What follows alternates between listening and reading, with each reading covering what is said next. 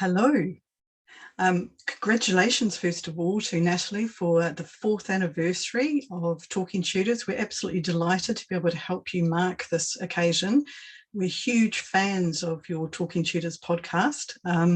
And as I say, we're very excited to be able to contribute to this occasion and answering the question, which is one that we've thought about a lot ourselves over the years, which is, why do the Tudors continue to fascinate us? So I guess, Melita, do you want to start? What do you think is so fascinating about them still? It's so many things that we've discussed in the past, and why we're interested ourselves and how we can relate to everybody's ongoing fascination. I think one of the key things for me has always been Holbein. His paintings of the people of the 16th century, they're really some of the earliest paintings that you see people as individuals. Earlier paintings are very stylized, people are part of a religious group, but this is actually real people with real expressions. And I mean, every time we put up a picture of Thomas Howard, Duke of Norfolk, with his stick, and everybody says he's playing pool, or Richard Rich looking very pleased with himself, and you sort of start to feel them as real people. So that would be one of my key things. Yeah, sort of to make a connection as well, isn't it? You can sort of start to relate. But I think that's one of the other fascinating things, is you can relate, but it's far enough away. 500 years is enough of a distance that it's also quite fascinating as well. So you can sort of think about them and relate to them as people, but there's enough that's sort of different and fascinating about the way in which they lived that sort of makes you want to find out more, I think, as well, for me. And the drama, oh my goodness, the drama, the stories. I guess that's why there's so many novels, there's so many films, because there's so many dramatic stories. Henry VII, rags to riches, Henry VIII, and obviously his 6 wives, which is hugely studied, but also the Reformation, the changes with that, the wars and the alliances with Europe, the boy king who died so young, the boy prince that didn't become king. There's sort of so many. Mary against the odds winning the crown, Elizabeth's right. There's just so many stories, I think, that also fascinate people because it's so dramatic.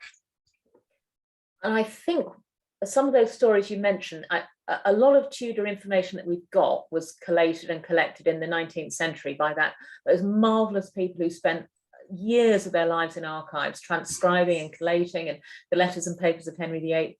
So we have access to a huge amount of records that we can't easily access for earlier periods. But I also think there was a bit of a political spin in the 19th century as to the kind of founding myth of empire and Elizabeth's golden age, and therefore they collected an awful lot of information about that has perhaps influenced our understanding of it, and some of the political issues, well, even now that we see about England or Britain in juxtaposition to Europe as part of the Reformation. So I think there's a lot of national story in there.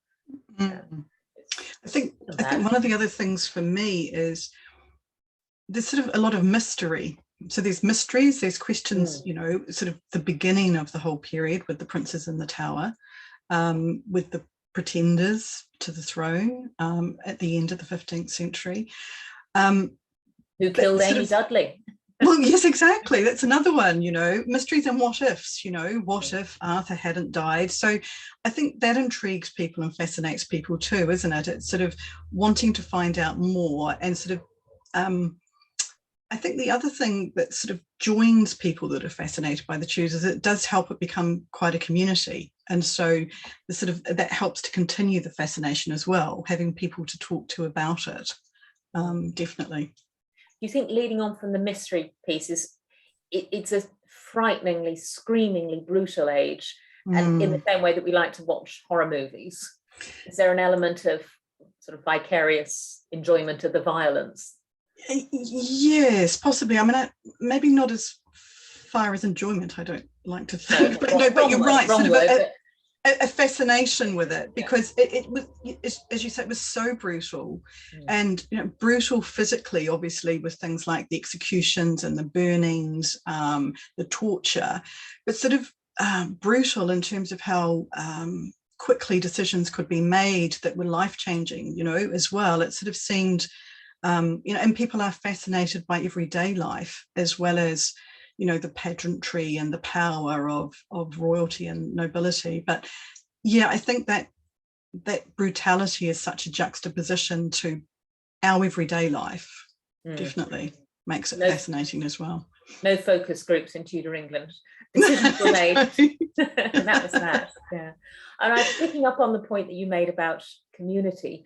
I think that, of course, is where Talking Tudors has just done so much for the Tudor community, and how, as you say, we love the series. So anybody who hasn't listened to every single one of them out there, go and listen to them, because they are such an interesting and wide-ranging series of talks that we've loved. So thank you very much, Natalie. And here's the next 4 years.